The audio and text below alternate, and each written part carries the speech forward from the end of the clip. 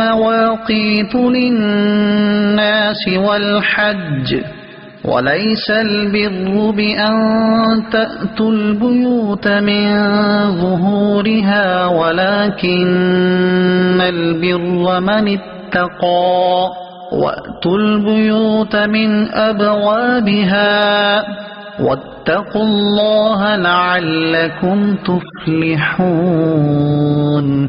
ترجمہ: تم سے نئے چاند کے بارے میں سوال کرتے ہیں، تم فرما دو یہ لوگوں اور حج کے لیے وقت کی علامتیں ہیں، اور یہ کوئی نیکی نہیں کہ تم گھروں میں پچھلی دیوار توڑ کر آؤ۔ ہاں، اصل نیک تو پرہیزگار ہوتا ہے، اور گھروں میں ان کے دروازوں سے آؤ اور اللہ سے ڈرتے رہو اس امید پر کہ تم فلاح پاؤ۔ يسألونك عن الأهلة، تم سے نئے چاند کے بارے میں سوال کرتے ہیں۔ تفسیر صراط الجنان میں ہے، شان نزول یہ ہے کہ یہ آیت حضرت معاذ بن جبل رضی اللہ تعالی عنہ اور ایک دوسرے صحابی رضی اللہ تعالی عنہ کے جواب میں نازل ہوئی۔ ان دونوں نے نبی پاک علیہ الصلوۃ والسلام سے چاند کے گھٹنے بڑھنے کے متعلق سوال کیا۔ اس کے جواب میں چاند کے گھٹنے بڑھنے کے سبب کی بجائے اس کے فوائد بیان فرمائے کہ وہ وقت کی علامتیں ہیں، اور آدمیوں کے ہزارہا دینی دنیاوی کام اس سے متعلق ہیں۔ زراعت، تجارت، لین دین کے معاملات، روزے اور عید کے اوقات، عورتوں کی عدتیں، حیض کے ایام، حمل اور دودھ پلانے کی مدتیں اور دودھ چھڑانے کے وقت اور حج کے اوقات اس سے معلوم ہوتے ہیں، کیونکہ شروع میں جب چاند باریک ہوتا ہے تو دیکھنے والا جان لیتا ہے کہ ابتدائی تاریخیں ہیں، اور جب چاند پورا روشن ہوتا ہے تو معلوم ہو جاتا ہے کہ یہ مہینے کی درمیانی تاریخ ہے، اور جب چاند چھپ جاتا ہے تو معلوم ہوتا ہے کہ مہینہ ختم پر ہے۔ پھر مہینوں سے سال کا حساب ہوتا ہے۔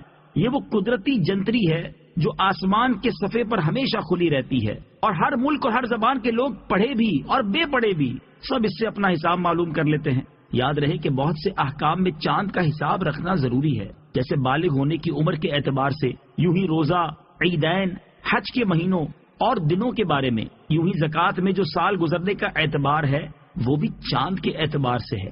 وَلَيْسَ الْبِرُّ، اور یہ کوئی نیکی نہیں۔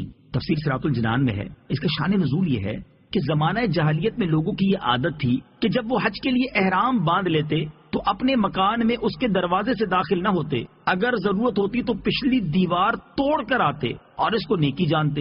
اس پر یہ آیت نازل ہوئی کہ یہ کوئی نیکی نہیں کہ تم گھروں کے پیچھے سے آؤ، اصل نیکی تقوی، خوف خدا اور احکام الہی کی اطاعت ہے۔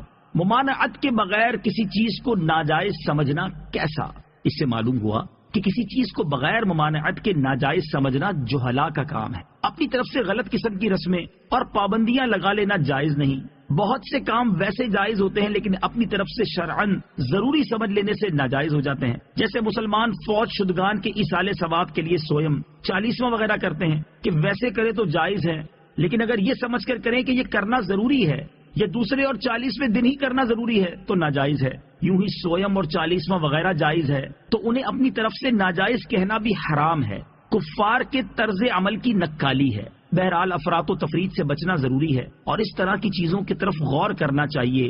شادی، مرگ اور زندگی کے دیگر معاملات میں نہ جانے کیسی کیسی رسمیں کہاں سے گھسائی ہیں۔ وقاتلوا